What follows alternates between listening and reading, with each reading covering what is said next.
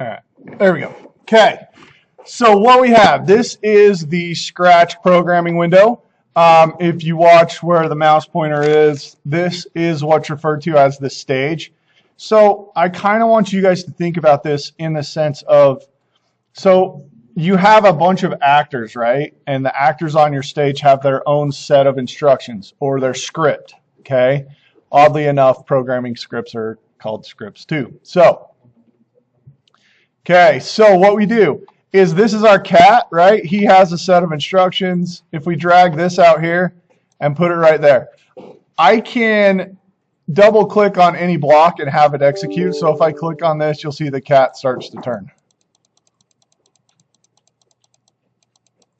Just like that. I'm going to go all the way around because that's really...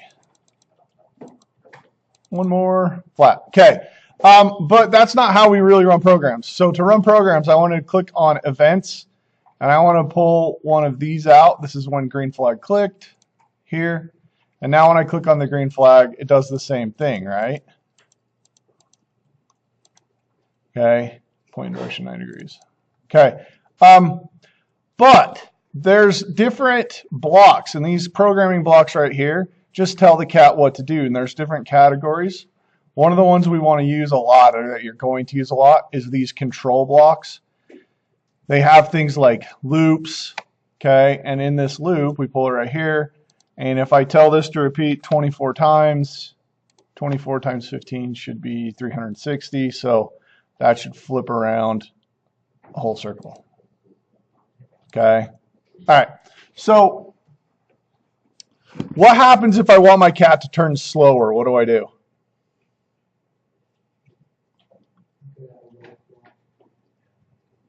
Okay, what do you think? Make the degrees that it turns smaller. So let's just say I move the decimal point and go 1.5 degree, and then make this, move the decimal point and go 240. So now if I hit this, it should do 1.5 degree, but it's going to do it 240 times. So it should really pretty slow. Right? So the bigger the number of the degrees that it turns, the faster it goes.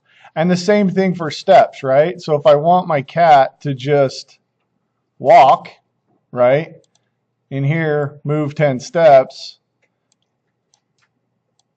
if I go move 10 steps, he's going to go boom and go tearing off the screen, right? I'm going to pull this out and do a go to. So if I click right here, right, he goes there. And I'll stop it. I'm going to grab him and drag him back, put him in the middle. But if I go move 0.1 steps, he should walk a lot slower. Right? He's still moving, just really slow. Versus, we go the other way and go 100, move 100 steps. Right, he basically teleports. Okay? All right. And I seriously have you move, Liam, and what happens? Oh, did you not move? Oh, you never moved. Sweet. What's up? Can I ask you a question? Sure.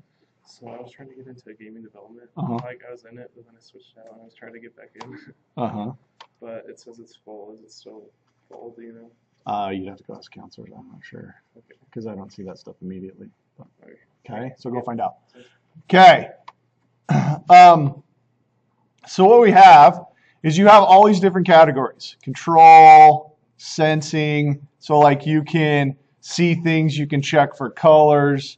Looks, you can, like if we were to do turn 1.5 degrees and change color effect by 25, this should now spin and change colors. So we have created Seizure Cat. Right? So he's going to change colors every time he rotates too. I'm going to change color effect by 2.5 though. See if that makes any difference. There we go. That's kind of cool. Okay, so there's a whole bunch of different stuff you can do.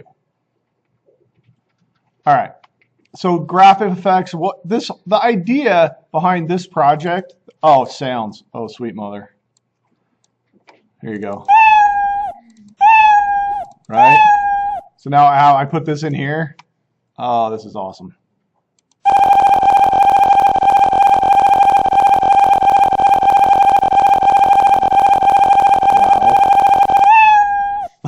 Okay. All right.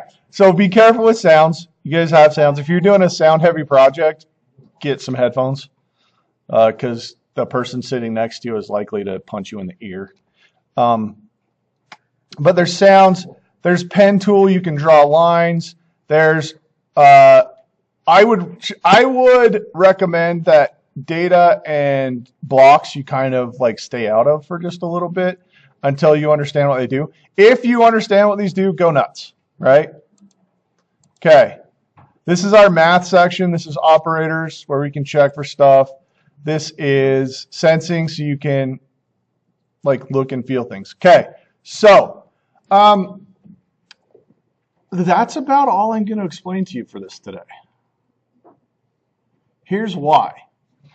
I want to see you guys see what you have, right? So I want to see where, as a class, where are we at as far as like this general stuff goes. Okay, so you have an assignment, and here it is. Pull it over. It's on Canvas, right? Whoa, what the heck? There we go. That is not where my mouse is. Okay. Here is your assignment. I want you to create a Scratch file, so a program that does something with your name. Okay. Each letter has to have unique movement, has collision detection. What is collision?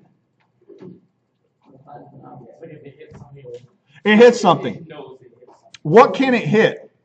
Walls, Other objects, walls, mouse pointer even, right? I just want you to have some form of collision detection as part of your program, okay?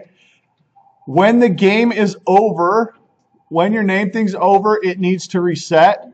And finally, the last thing is, I want it to look cool, okay? I want it to look cool, so you do something. So the question is, what can you do with your program? Well, you can do anything. It just has to involve your name. Here is one that I did that involves my name. I'm going to show if it's in here somewhere, hopefully. Here we go. Okay, I turned mine into a game.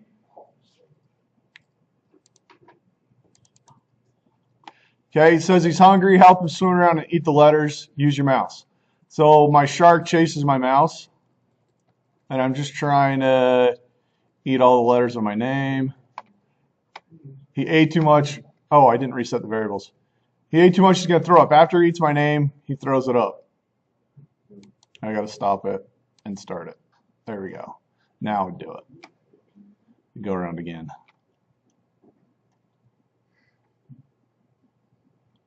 Oh, did I get it? Yeah, I got it. Okay. Now I throw up and then he vomits my name up. Okay. All right. So I just turned mine into a little simple game. What I would like you to do is if